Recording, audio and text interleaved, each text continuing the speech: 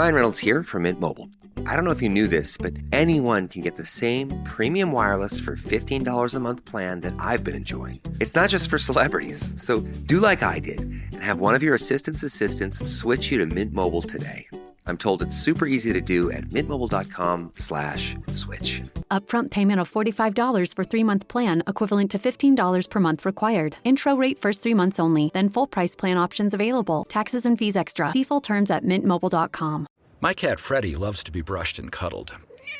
But stirring up his cat allergens meant sneezing and itchy eyes. Then I found Purina One Live Clear. It's cat food that reduced the major allergen and my suffering in as little as 21 days. Now, we feel closer than ever. If you have issues with cat allergens, you really need to try Purina One Live Clear.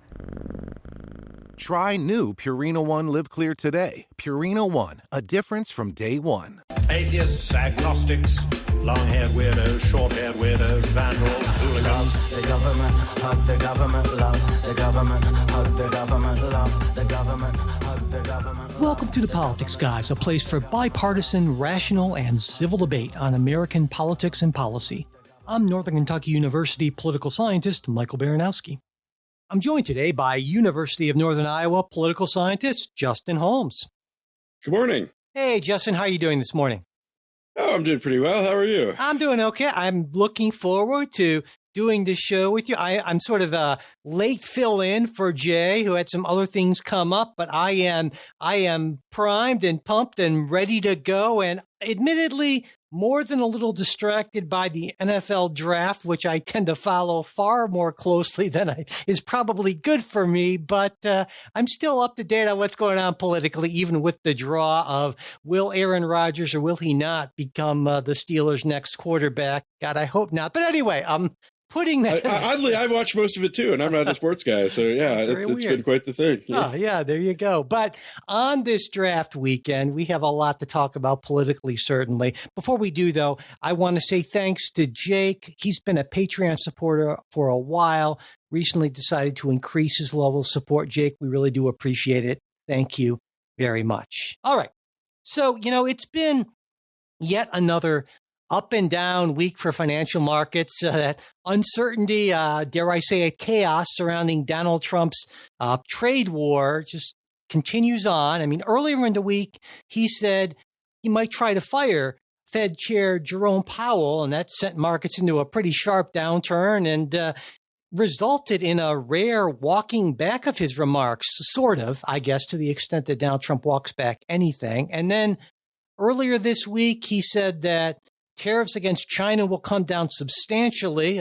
Treasury Secretary Scott Bessent said the situation with China is unsustainable. So another, if you want to call it, about as close to walking back as they get, I think that would be it, And now, according to President Trump, though, there are active talks between the U.S. and China on trade, although a Chinese foreign ministry spokesperson said reports of ongoing talks were false and said that while China's open to negotiations, if it's a fight, they'll fight to the end. And there was a Commerce Ministry spokesperson who said, hey, if the U.S. wants to truly resolve this issue, they should start by removing the unilateral tariff measures that were imposed on China. Now, for their part, China hasn't just been sort of standing pat, hoping the Trump administration will back down. They stopped taking delivery of aircraft with a value of over $1 billion from Boeing.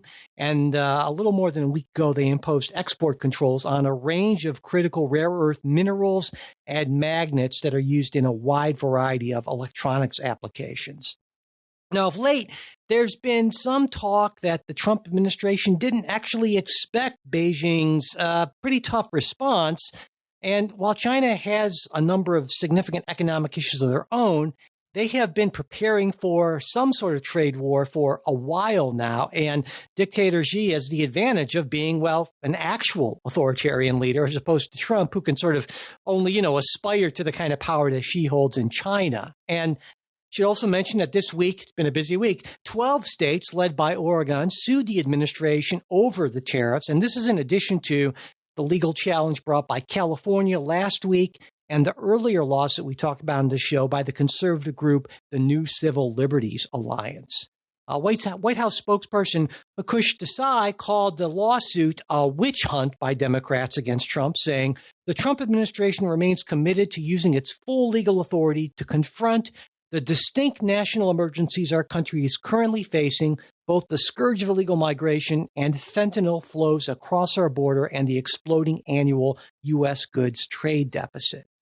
And meanwhile, the administration is presumably working hard on negotiating trade deals with, well, essentially the rest of the world before the president's 90-day pause on those so-called reciprocal tariffs expires in early July.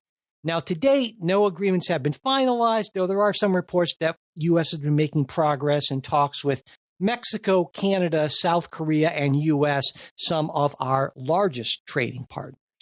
So that's a lot. Justin, what's your take on this last week in Trump's tariff world, and how do you see all this playing out? Oh, gosh, where to begin? Yeah, there's a lot. The fire hose of economic news. I think the overarching theme here is sort of chaos and confusion for me, and I'm not sure. It makes it incredibly hard to predict, which I think is the problem. I mean, I think that's where this is so so difficult. The markets have been sort of all over the place, the stock markets, and I don't know. I mean, those are sort of an anticipatory indicator. I mean, they're not, they're expecting certain things to happen, and, we'll see if those things happen. But I think the challenge here for all sorts of economic stuff is this uncertainty. It's not even any particular policy. And, I think a lot of these are not great policies for kind of business as it stands. But I think the uncertainty is dramatically worse. If we go back to, I forget, it's the week before, 2 weeks ago, in some of the discussion around this, you had people from the administration and Trump. You had, some people saying, well, no, these aren't a negotiating tool. Other people saying, well, these are a negotiating tool. Other people talking about the revenue that, implied that, oh, this is going to be permanent. They're making, forecasts long range and things. And, that level of uncertainty is really difficult. If you are a business that is importing or exporting, or heck, even the domestic market, it makes it really hard to plan. If you don't know what things are going to cost, down the road, and if they're going to go up and down and fluctuate and such, it's really difficult. And I think what's potentially really damaging, from the American standpoint, some of these, rare earth export suspensions and things, because even things that are manufactured here use so many materials and parts and things that come from abroad, that I think this really has the potential to cause some serious problems. It's reminiscent of kind of the supply chain breakdown during COVID, where you would have all of these weird things where you'd have 1,000 Toyotas sitting in a lot somewhere because they're missing like one computer chip and things like that. And this is really some fundamental stuff. If we're not able to get kind of pieces and things like that. But I think this is not looking good in a lot of ways. I mean, I think even if you resolve this in ways that get rid of kind of some of the worst of the problems, and I think the 100% plus tariffs on consumer goods is just going to be very bad if it's implemented.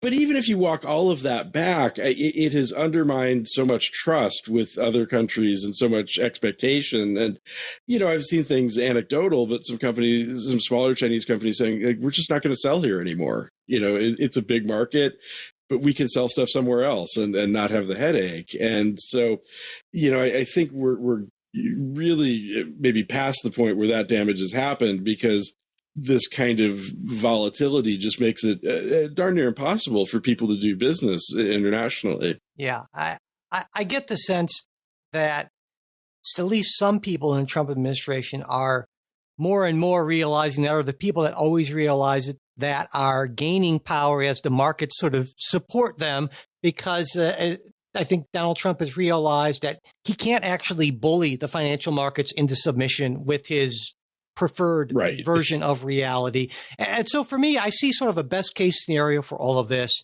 We end up negotiating deals with all of our major trade partners by early summer. We reach some sort of détente, I guess I'll call it, with China on tariffs, and maybe they end up somewhere between 30 and 40%, and they averaged around 20% when Donald Trump took office. And so I can envision a scenario where Donald Trump gets slightly better deals with a number of our trade partners, and all of this is sort of is done in a way by the middle or toward the end of the summer. And maybe we're in a slightly better position. But I think, to your point, the thing that we can't get back is that lack of trust, that view now that, well, the U.S. is clearly not somebody that we can count on for stability, to keep its word or anything like that. And that's going to have reverberations, I would argue, well past the end of a Trump administration.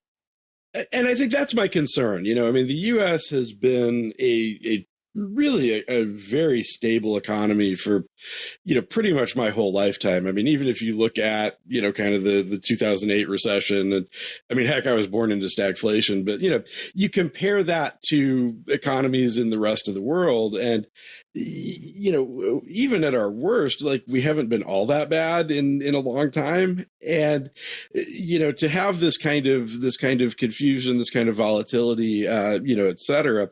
The other thing, I think on the domestic side, I mean, we as consumers haven't felt much yet. And I think and we're getting close to where we might, so I know several people, myself included, I had been putting off a phone upgrade for a long time. And then kind of the day before there was a tariff announcement coming, I bought a new phone, because who knows what it's going to cost. And, I think we're getting maybe a little uptick actually of some panic buying, sort of stuff like that. But sort of one thing that I've seen discussed a little, although not maybe as much as it is or should be, is kind of container ship arrivals. Those are, kind of scheduled well in advance. And kind of mid-May on, the arrivals have dropped off by like 60%, give or take. And that's the kind of thing where I think consumers start feeling it. I mean, right now you go to Walmart, you go to Target, and the shelves are still full. And really the prices haven't, for all of the discussion, the prices haven't gone wild yet, on those things. But I think, and honestly, this was some of, Trump walking some of this back, is that an advisor who's, I can't remember now if it was off the record or I just can't remember the name, but kind of said to Trump, you're facing down a scenario of empty shelves in the not too distant future, if you go down this road. And supposedly that put the fear in him a little bit, because he's always, and this was, again, reminiscent of COVID. He's always been sort of terrified about American consumer sentiment and the stock market and things, recognizing that would be a fairly major threat to his approval and potential power.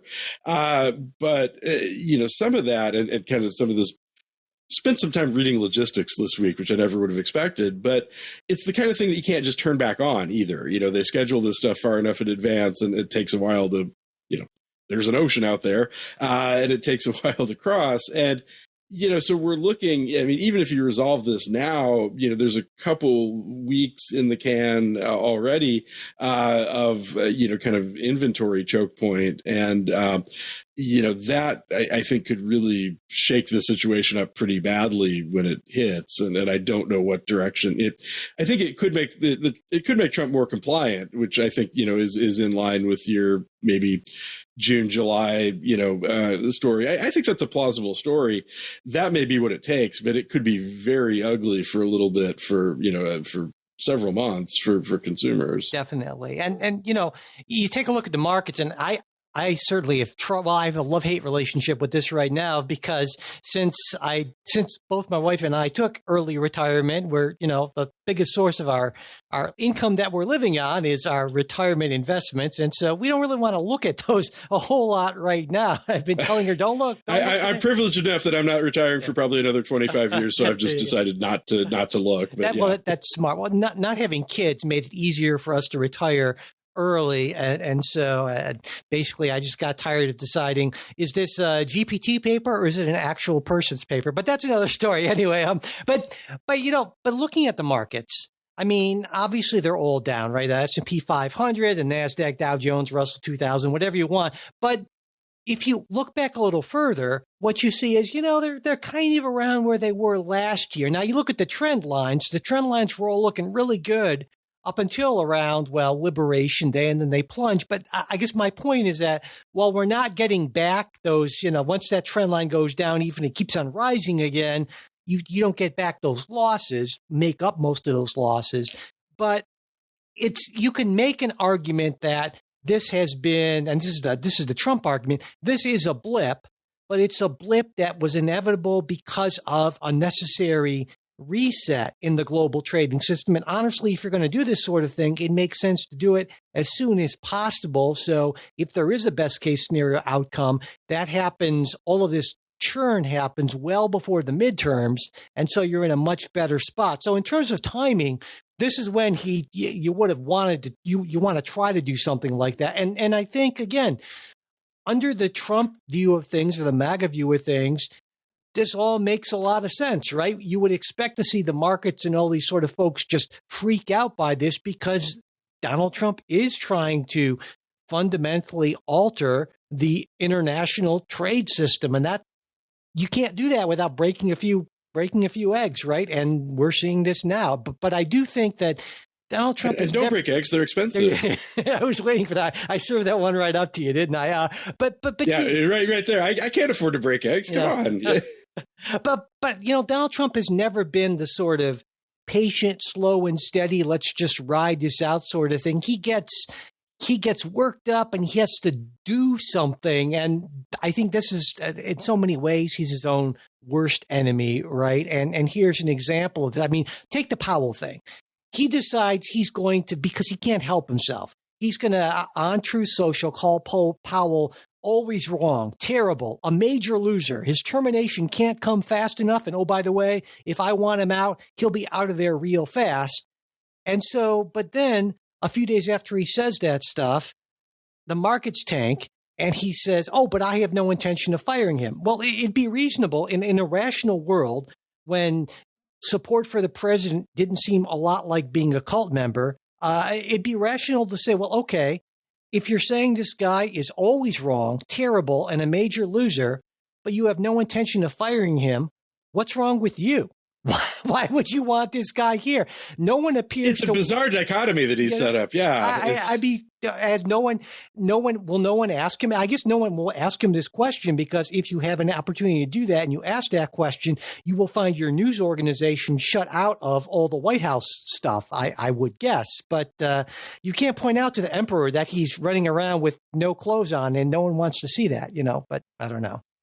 Yeah, for sure. And I think this, a couple of thoughts on some of that. One is there is just some real impulsivity here. And I think Trump has always been that. And I think, his access to social media, especially in this situation, is really problematic. I've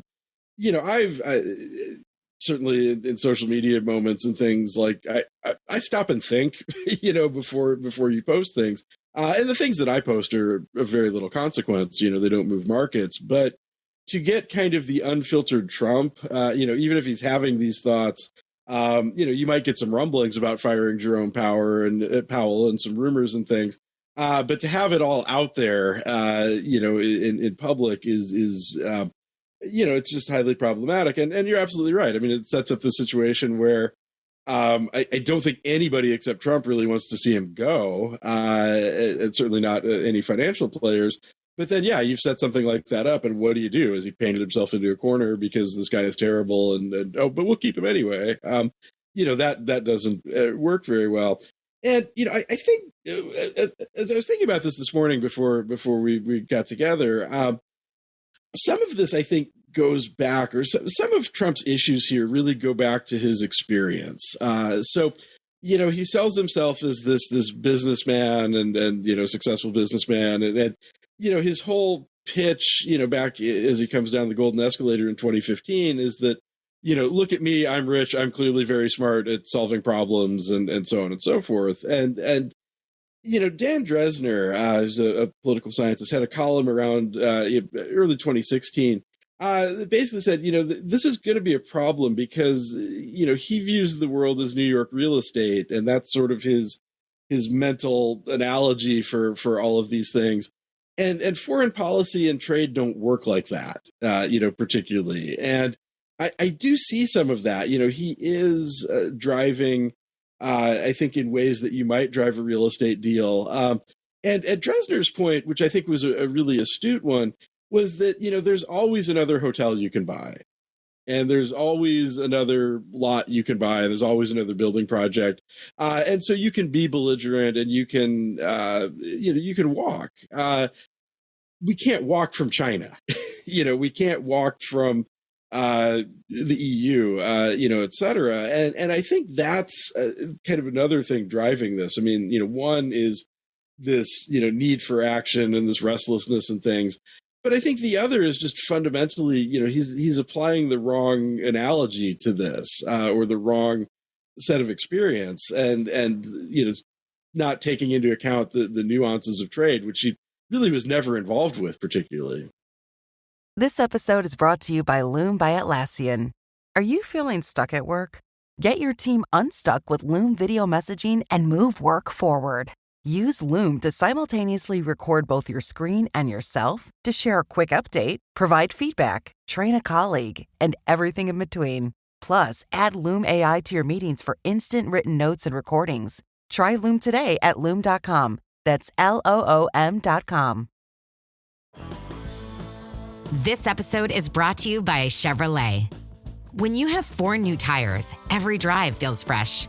Right now, buy 3 select tires and get 1 for just $1 during the Chevrolet Certified Service Fresh Start Tire event.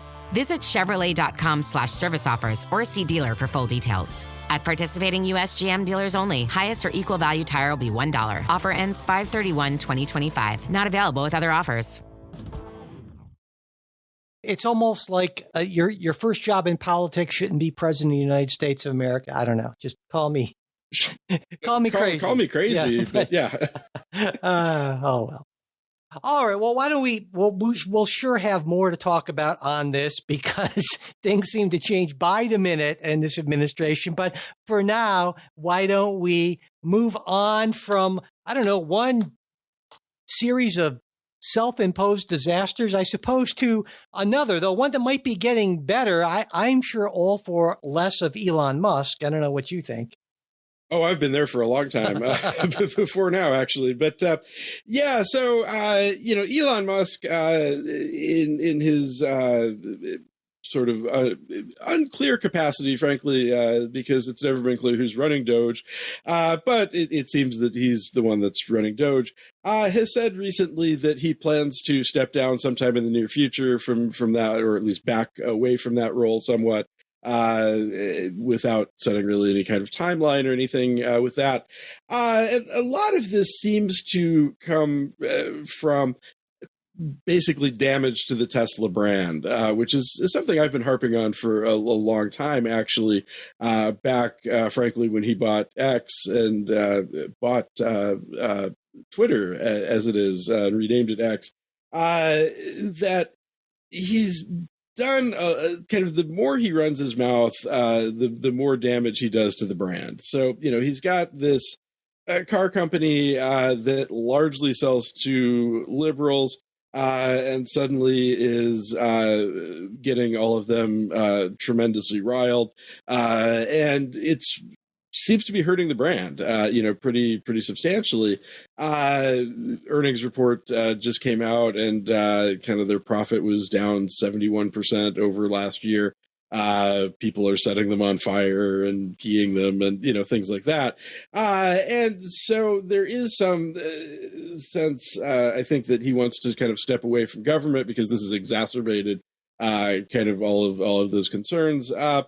And kind of go back to working at Tesla, maybe with a lower profile, although I'm not sure that he's capable of taking a smaller public profile at this point. So that's kind of where it stands. I think there's kind of some question then, what does this mean for DOGE down the road? What does it mean for Tesla? And ultimately, how much influence is he going to have? There was this sense, I think, early on when the bromance started, that, it's two pretty volatile personalities, and the likelihood that was a relationship that was going to last was pretty low. So we may be sort of seeing that now. But thoughts?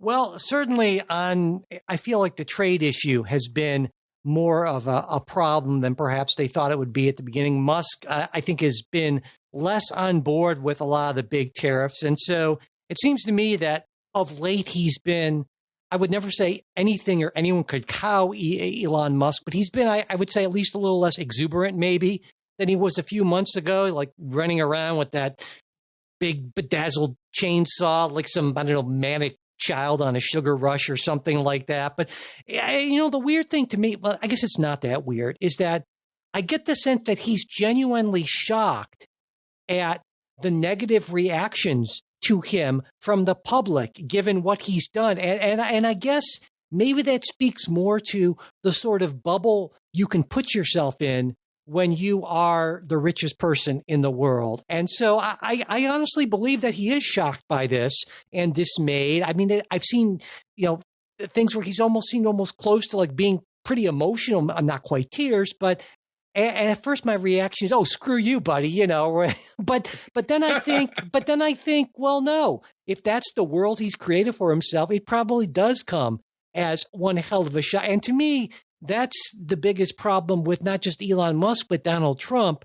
If you don't have enough people around you to tell you when you're full of it, and to see how people who aren't in your inner circle of yes people, live and work and think, then you're going to run smack dab into reality at some point, and it's going to be pretty surprising to you. And I think that's what's happened with Elon Musk. And, he's lost $50-60 billion in the last few months. And even to Elon Musk, that's not nothing. I mean, I'm sure he'll be able to scrape by on the $300 billion plus he's currently worth, but still, it's got to give you a little bit of pause, I would expect.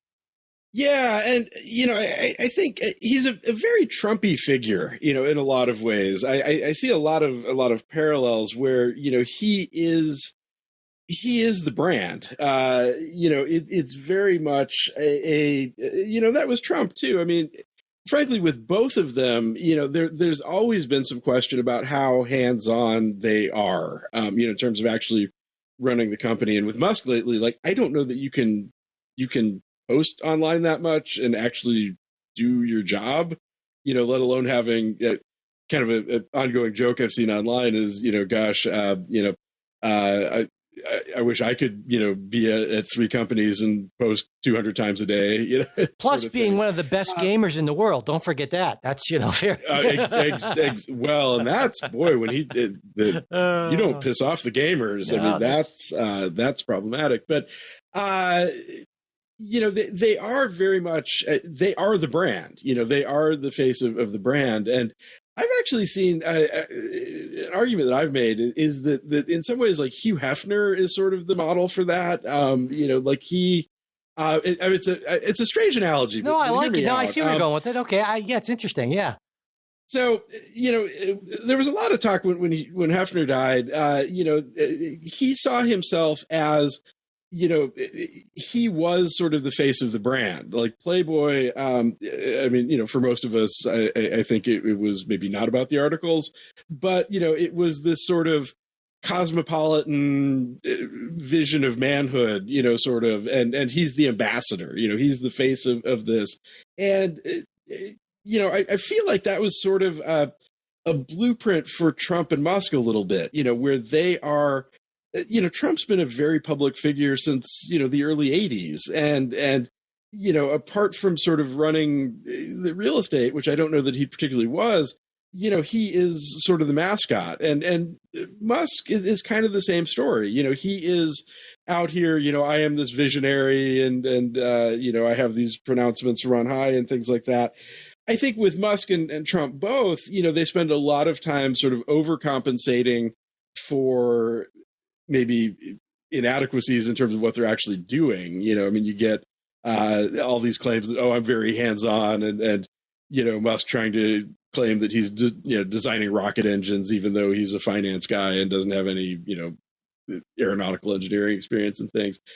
But I think again for Musk, I think he may be cooked honestly at this point, because so kind of like we were saying with America's trade reputation earlier, he's done so much to tarnish his reputation at this point, that especially kind of for the stock price, so much of Tesla's valuation, the valuation's absurd. Yeah. Even after having dropped, they're worth more than Honda or Toyota. And I think maybe Honda and Toyota combined, it's just insane. And a lot of that is this sort of expectation that, Musk is a visionary. He's got hands in this brilliant self-driving stuff and in robots and, all of these other things, most of which never show up. And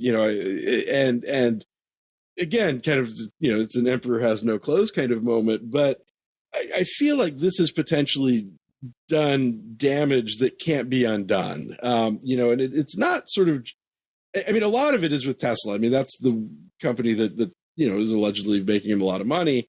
You can't piss off your buyer base. And they were going to have problems anyway, because, part of where Tesla was successful was they were kind of the only game in town for electric for a while. And they're clearly not. You have a lot of other options at this point if you want to be eco-friendly. And it's pretty easy to walk away and perhaps not come back. But I think the other concern, at some point is, after kind of watching DOGE and things, is that going to make sort of investors reevaluate kind of his role in all of this? Because I think it does open up this possibility here that, maybe he isn't this visionary that he's been selling himself as. We've seen behind the curtain and what's there is maybe not fantastic.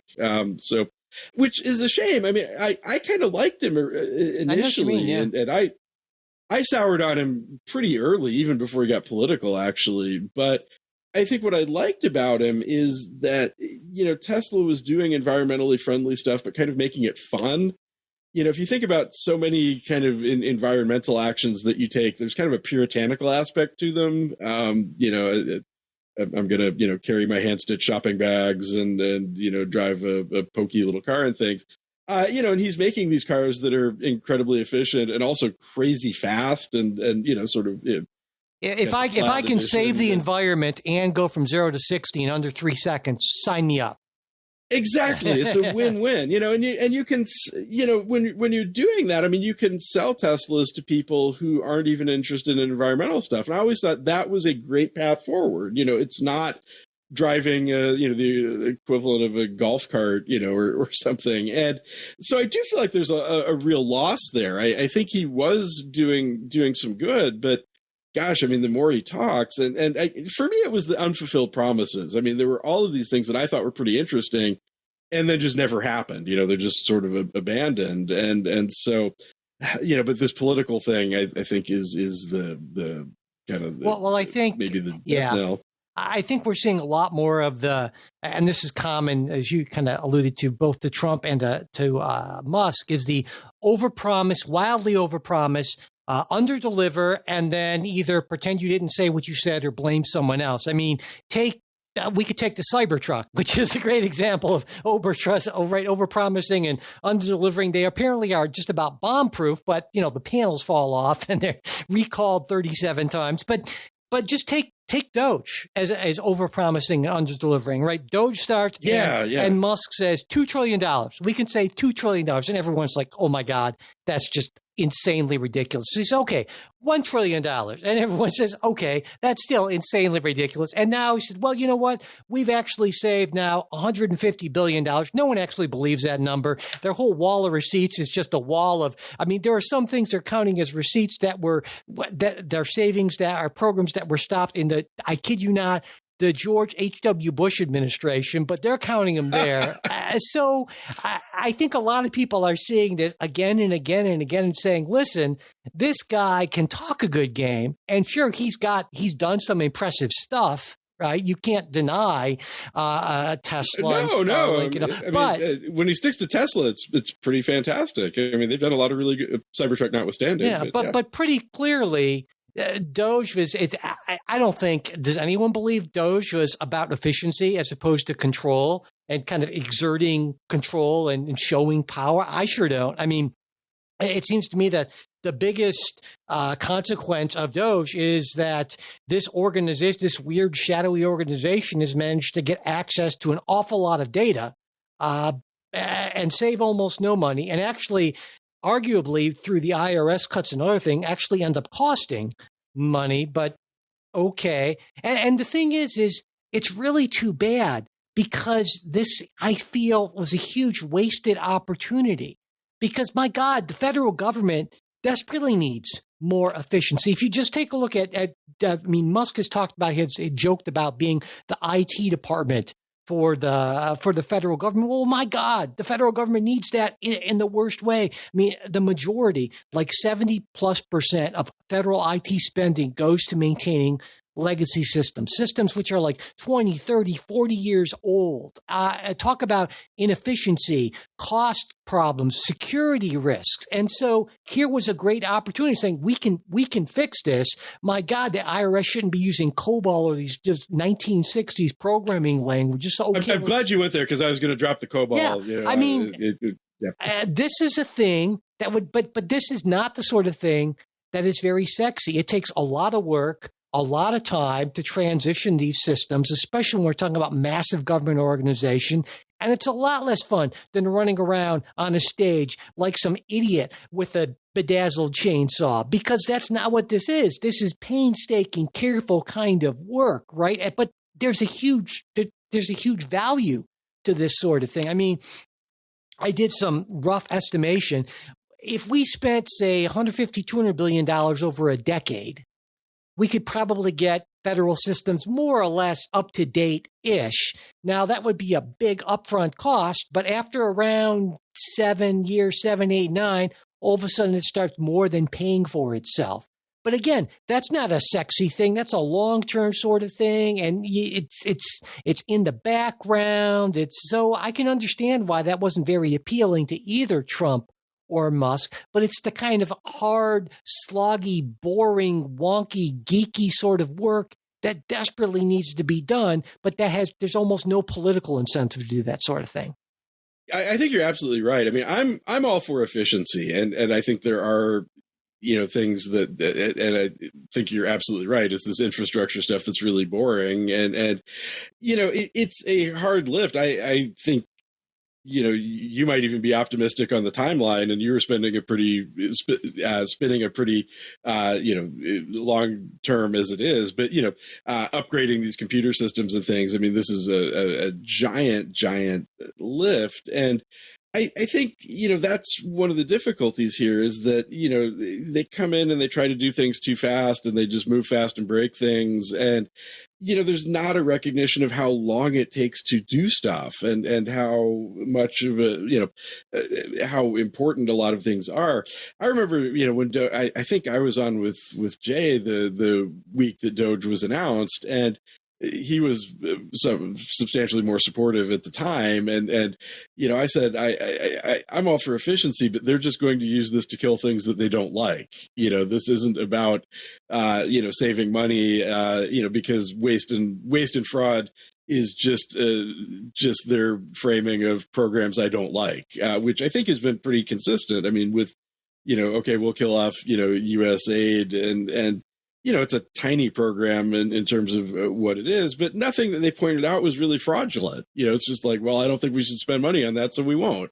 And, that's a very different conversation. That seems to be, I think, exactly in line with what you're saying about, I'm not sure this is about saving money at all. It's about, kind of control and let's just kill programs that we think are not good programs. Well, I think what's emblematic of all that in DOGE is that whole 5 things you did this week initiative, right? Which was completely ridiculous, super splashy, completely ridiculous, and designed to sort of play to an audience that doesn't understand that in the federal government, like in pretty much any workforce, there already are regular performance reviews and things like this. But this sounded like a great idea, as if in all these agencies, there were no managers who just like, wow, this was a good idea. Well, I wish I would have thought of that. Like we don't have standards. We just hire someone and let them go for 30 years. I mean, that's not how it is. Not how it goes. Yeah. But my favorite was, I forget which agency it was, but there was nobody to email that 5 things to because they'd fired him. It's about making a splash. It's about putting your name on something, showing you're in charge, you're the man. And to me, this is another commonality between Trump and Musk, and a super troubling one, is you have 2 very powerful people, but you also have 2 incredibly insecure, thirsty people. And boy, what an awful combination that is. And just like with Donald Trump, if he weren't so dangerous, capable of doing so many bad things, I would actually feel an awful lot of just down out pity for Elon Musk. He seems like I would hate to have him. He seems like a miserable person. He really does. He and Donald Trump, and my God, and I would feel bad for them if they weren't doing so much damage. So I guess I can sort of feel bad for them and also recognize that they're doing awful damage to our political system and our society. But I don't know. It's kind of difficult to hold those 2 things in my head at once. And I guess I wonder too, and you kind of, I guess, got to this a little bit indirectly earlier on. I wonder if Musk is leaving before Trump can sort of throw him under the bus, because we know Donald Trump will not accept responsibility for anything that goes wrong. That just, he never has, right. He never will. Nor will Musk. No. And so I could see Musk saying, you know what, I see the writing on the wall here. I'm not going to be some sacrificial lamb. It's best for me to get out. I don't know. Maybe that's thinking too much into it, but I wouldn't put it by him, though. I mean, I do think, this was, a relationship that was always going to be hard. I mean, you have 2 very similar people with, I think, very similar strengths. I'll concede they have some strengths and some very big weaknesses that are very similar. And, I think, some of it might be scapegoating because, nobody lasts very long in the Trump administration. He's had, 10 or 11 Scaramucci's at this point. He's been there longer than I might have thought. But nobody really, the churn of officials, in the first Trump administration was a sight to behold. And so, how long these things last, is tough. But I think, there was a story, Musk got in a shouting match with somebody else. I can't think who it was. It was one of the secretaries, in a hallway. I think there may be also he might be a little disillusioned. I think this trade thing, actually, to loop 2 topics together, he has got a very different perspective on trade. And I think from a largely kind of self involved way, but, Tesla gets a lot of parts from abroad, and they sell a lot abroad, and he's got a giant factory in China where he's selling, Chinese market cars. This stuff is really disruptive to his other job. And so, there could be sort of a policy disillusionment as well that, this is, both as a practical matter, but also in terms of how I see the world. And frankly, somebody that is for as much as I think he oversells his role, he's got to understand global supply chains better than Trump does. And so, because he's involved with it. I mean, I've got a couple friends that are fairly highly placed in manufacturing here. And, it's been eye-opening. I mean, we'll chat about it over beers or whatever. And it really has been, even before Trump, it's been eye-opening to me, how interconnected all of this is. Oh, sure. And I think Musk, on some level, gets it and Trump doesn't, because he doesn't manufacture stuff. Yeah, absolutely. All right. Well, do you want to turn from DOGE to Ukraine? Yeah, let's move to another potentially intractable issue here. Ukraine, which was supposed to be solved on day one, according to the Trump campaign, we're around day 100 now, if I'm not mistaken, and there's maybe some movement, but maybe not. Trump has sort of laid down a framework, if you will, and it's evolved a little bit. Some of this is, again, diplomacy by Truth Social, but is trying to negotiate a ceasefire and ultimate, sort of resolution. He's had kind of an advisor who's met with officials, I think 4 times now, and twice in the last couple weeks. But what's out there, there is, I think, sort of a question about whether this is a deal that both sides would accept. So again, we maybe don't have the nuts and bolts. I mean, we have sort of the some stuff from interviews and online posting. But sort of the contours of the deal at the moment look like more or less Russia keeps Crimea and kind of most other territory that it seized. And Ukraine never joins NATO seem to be sort of the two big sort of features of this. Clearly, if you're Russia, this is a tremendously appealing set of terms. If you're Ukraine, it is, to put it mildly, somewhat less appealing. And it's sort of not clear if if this is something that they would really be open to. Trump actually just this morning, it was reported, sat down briefly prior to the Pope's funeral with Zelensky.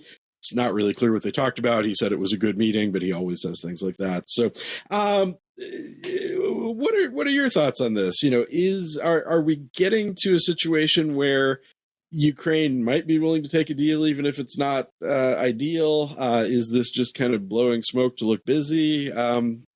Yeah, not this deal. That's for sure. I mean, this is not a peace deal. This is not a Ukraine-Russia peace deal. This is a Russia-U.S. deal to get as much out of Ukraine as we can both get. That's what this is. I mean, Ukraine gets the return of, under this deal, this take it or leave it deal, right? Just a small piece of land that's currently occupied by Russia, a vague security guarantee that makes no mention of U.S. participation. And again, another really vague assurance is about some kind of money for rebuilding, though it really doesn't say where it's going to come from.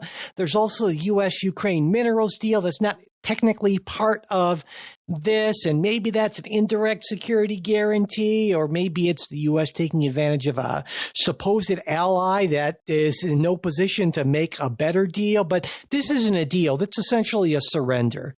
And I think that Donald Trump recognizes now that Vladimir Putin will not deal. And so the only way they can claim a win, and Trump can still dream of that Nobel Peace Prize he thinks he, of course, should get, and, he's mentioned that, is by basically forcing the weaker country to surrender. It's just so bizarre. He posted on Truth Social a typical Trump post just earlier this morning. And it was typical in the sense that there was a lot of complaining and whining. Oh, it's not my fault. It's Joe Biden. It's the evil me. Everyone is awful except me and the people who love me. But then he ends this by saying, I wonder, he says, Putin really shouldn't be shooting missiles in civilian areas. And here's the part I love. It makes me think that maybe he doesn't want to stop the war. He's just tapping me along and has to be dealt with differently through, quote, banking or, quote, secondary sanctions. Too many people are dying. It's like, Well, gee, Don, do you think maybe the idea that Putin could be stringing you along and isn't serious about peace? And my point is, I hadn't seen this, but I'm shocked by the level of potential self-awareness. Here, but I think the point to me, you're right. Yeah, that is kind of unusual. But the point to me is Ukraine, of course, is thinking, well, yeah, why would I take this deal when basically Putin doesn't want to stop the war? And this is a great opportunity for Putin to just say, okay, I'll take this. This is a fine deal. And this will give me a chance to kind of reboot and get my military built back up again. And in a few years, we'll go right ahead and finish the job. And I think Donald Trump realizes he's not going to get a win on this. So he's going to have to just take a loss and call it a win. And certainly to the 30-something% of the people who believe Donald Trump walks on water, that will work. But reality will not accept that, I don't think.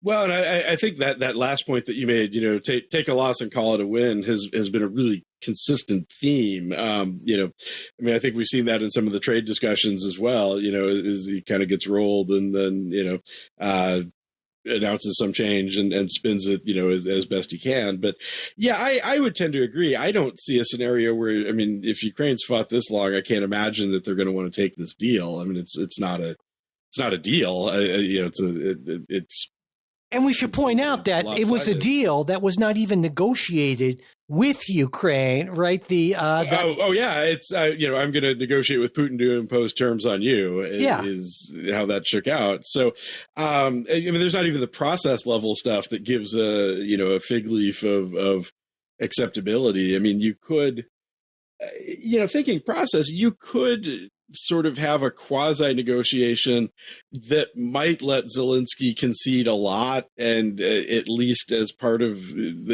part of being there, if he looks like he was heard and looks like he was a player. But this doesn't even give him that. Yeah. There's just nothing here for him. So, and I think the difficulty here, is that this is just really morphed into a total war of attrition. I mean, nobody's strong enough to win it, unfortunately. And, I think that, I don't know what that does for deal making, honestly. If both of them want an exit ramp, I feel like Putin maybe overestimates his strength a little bit here, thinking that, well, I can just keep going forever and eventually they'll fold. And I think it's really been kind of surprising to me how long Ukraine has held on. And I guess when you're invaded and you that really does make you scrappy. But I don't know, it doesn't look like Putin's going to take any sort of terms that I don't think either side is going to take terms that the other would agree to at this point. No. And, and I think Trump was maybe banking on, if we start cutting our aid to Ukraine, that will bend them to our will and Putin's will. And so far that doesn't seem to have happened. Yeah. So, well, and he's gotten this weird Crimea obsession, right? Saying that, well, hey, this was settled long ago. And this was, of course, under Obama, who did nothing and so forth. And, Donald Trump will never pass up an opportunity to blame a previous president for, something he has to deal with. But just this last week, he said, well, if Zelensky wants Crimea so bad, why didn't Ukraine fight for it 11 years ago and was handed over to Russia without a shot being fired? And either Donald Trump is lying on purpose, or he's intensely, incredibly ignorant about the recent past, right? Because that invasion of Crimea came like literally months, not even months after the Ukrainian revolution that pushed out that Russian puppet leader, Yanukovych. You know the guy I'm talking about, right? And well, there were two guys that had almost identical names, and I couldn't keep them straight. They were YU names, but yeah. And so he was, they pushed him out. And like I said, he was a Russian puppet. And by the way, at that time, there were tens of thousands of Russian forces in Crimea that were there essentially legally, before all this. And by the way, their Black Sea fleet was already based in Crimea. They had this overwhelming naval advantage. They had something like 16,000 or more troops in Crimea at that point. So that would have been a slaughter But of course, that's an inconvenient fact for Donald Trump, who wants reality to bend to his will and his version of things. But to me, again, so often with Donald Trump, the question is he really that ignorant, or does he care that little about the truth? And those two things aren't necessarily mutually exclusive, I would guess. Why not both? Yeah, but when they're your options, you either have somebody who you say, well, either this person is just totally ignorant or a complete liar. Those aren't the options I want for my president. No, earlier you talked about George H.W. Bush. I was like, gosh, I miss him on some level, which I never thought I would say, but like boring, competent leadership, is. But frankly, in a situation like this, I mean, he'd be dramatically better. I mean, with some foreign policy experience and understanding and some diplomacy skills. I will say, I mean, this is, we're going, gosh, what are we, 30 years past the breakup of the Soviet Union or something, and we're still experiencing, I think, some difficulties from that. I feel like this is some of that. And I've always thought Putin sort of had ambitions to basically reassemble the Soviet Union territorially, if not, management wise. But, there is this difficulty. I do think, I mean, the Crimea situation is, this is not, you got to hand it to Putin, kind of thing. But there is this sort of difficulty throughout Europe, and I think a lot of the world, with kind of, what constitutes a country and membership in a country, and this idea of sort of territory and people lining up, and I think there is a case that maybe Crimea is more traditionally Russian, et cetera. But certainly this isn't the way to go about it. Yes. In terms of who it should belong to. And I mean, this is an ongoing European problem. I mean, those borders have moved so much over the years, and it's not people crossing borders, it's borders crossing them for much of the history. But, you get into these situations where you have these large countries that are tremendously heterogeneous and populations cut off from each other and things, where, I mean, there might be ways that there might be a necessity to resolve some of that, but you can't resolve it this way, is the bottom line.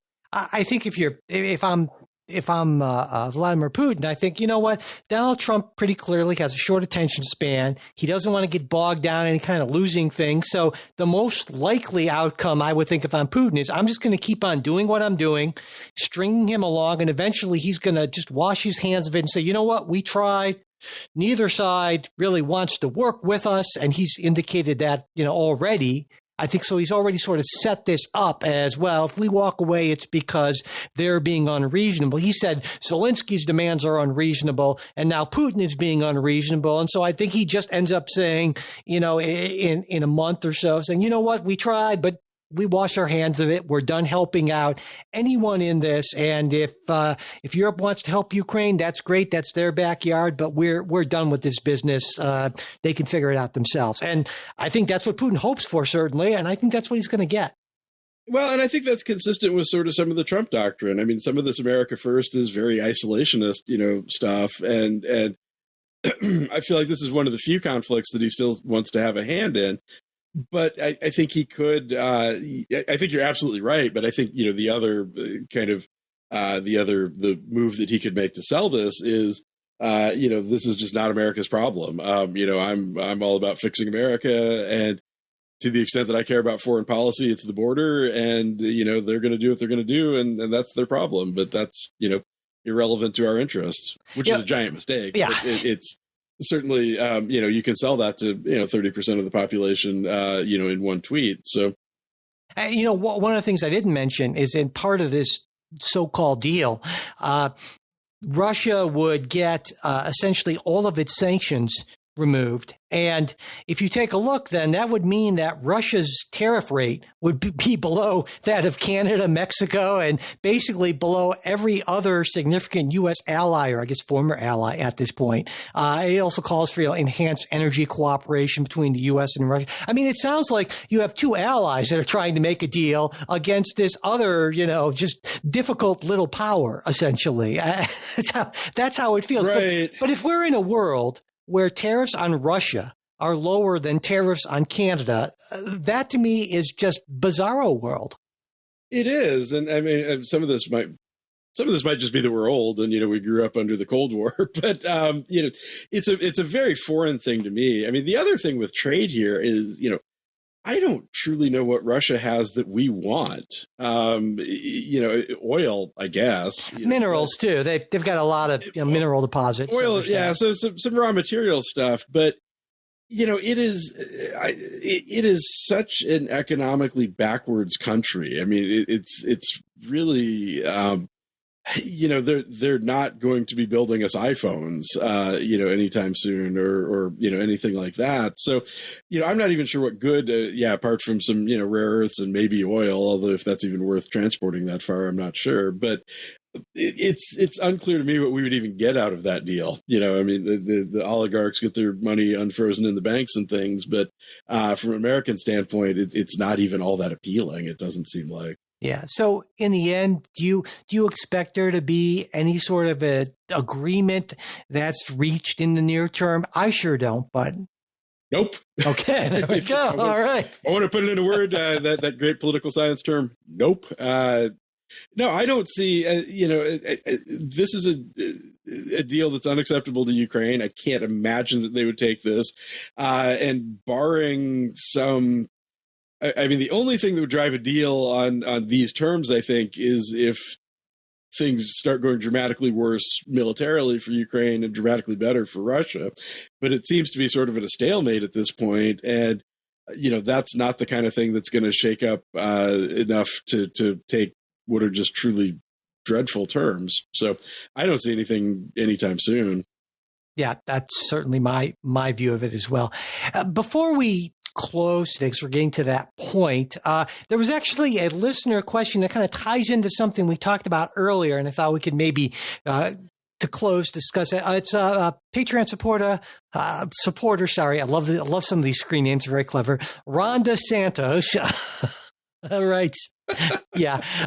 This is a while back, but writing up, curious, wanted to know if we thought whether DOGE and Elon Musk is a net gain for Donald Trump in the long term, and whether or not Trump and DOGE are a net gain for what Elon himself wants long term. And my take on this is that Elon Musk, if he had to do it all over again, I'm not sure that he would join DOGE because, like I said, $50 billion or so is a lot even for Elon and dealing with all this stuff. I would expect that if he knew now what he knew then, he might not have gotten actively involved in the government. And maybe part of that, too, was that he's so used to being the man, going into an environment all of a sudden where, he can't tell these cabinet secretaries what to do, and they can talk back to him with no consequences to them, and he's not the man. So I think for that and losing tens of billions of dollars, I think he feels like probably in his heart of hearts that this was not the best move for him long term. I don't know on the Donald Trump side, but certainly I think that it was Musk probably this did not play out the way he hoped it would. Yeah, and I think on the Donald Trump side and the governance side, I think you covered Musk. Said everything I would have said pretty much, but I think that this is going to be a net loser. I think on some level, in a couple ways. I mean, I think the appeal there is strong. I mean, who's against efficiency? And even if the name is kind of dumb, it's hard to argue against efficiency. So, I can see the appeal of this. People in general think the government wastes a lot of money, even if they don't have any idea what any of these things are and so on. But I think that the difficulty here, for Trump politically is multifaceted. One is that I think, as we're seeing, and I think the press is finally starting to report on, there's not much in the way of savings here, and that's going to look like kind of a failure, except to people that are already very pro-Trump. The second possibility here is, if they did manage to cut things that involve saving actual money, and I've said this for a long time about cutting spending, the stuff that you would need to cut to save money is stuff that's really popular. And, that's going to be a problem. You're looking at like Social Security and military spending and things like that. The stuff that people are mad about, generally is kind of small potatoes things. But I think if they were actually succeed in doing what they're doing, it runs the risk of really making people mad. I think, but the other political cost is this has really mobilized people quickly in opposition. I think in ways that other things might not have, by being out here, by being very public, by being very bold, and frankly, by being, I think, reckless and cruel. We had just up the road, there was a national park ranger that sort of became the face of this locally. I don't know how much this permeated, but I mean, who's got a beef with park rangers? And this was like a nice guy with a couple little kids. And, that was really galvanizing. Like they were selling T-shirts in support of him and stuff. And the way that it's been handled, not that people weren't going to push back, because I think, and especially, we know Trump won. People are going to be mad at him. But I think the quickness that the opposition has mounted is a direct result of some of this. It highlights like these are the stakes. This is stuff that has the potential for being really bad. And I think it mobilized people much faster than he anticipated and much faster than you would have without. If you'd done something that was less splashy, less public, etc., I don't know that you would have the kinds of rallies that we have. I don't know that you'd be sitting at, what's his average approval right now? 42, 43%, somewhere in there. Not that people are going to love him, but boy, it's really turned the public on him in a hurry. To me, this is just highlights the danger of to a person who's running things or trying to run things, and to this organization or the country in general, of existing in a bubble. Because of so much of this could have been predicted but then again, to do kind of like a Lincoln-esque team of rivals sort of thing, you have to have a certain amount of, you can't be an insecure person. To hear things you don't want to hear and be able to process that, it takes a strength that and a level of belief in yourself, deep belief in yourself, that Donald Trump or Elon Musk, I don't think have.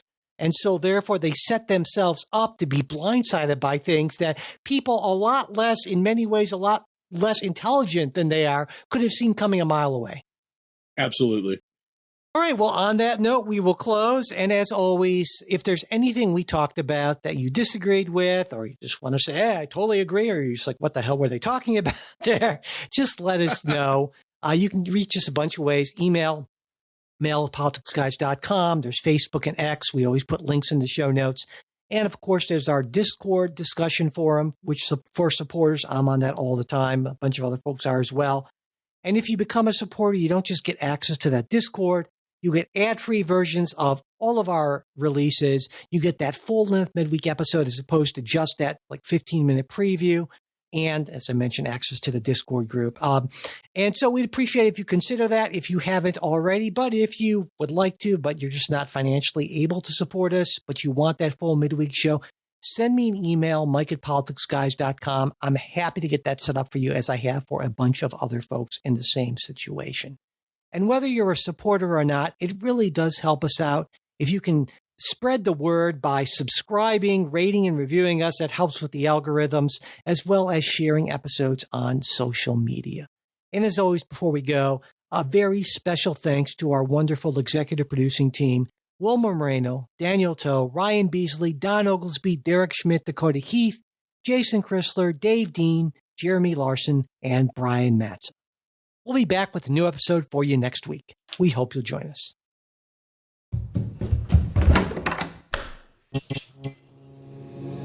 This podcast is part of the Democracy Group,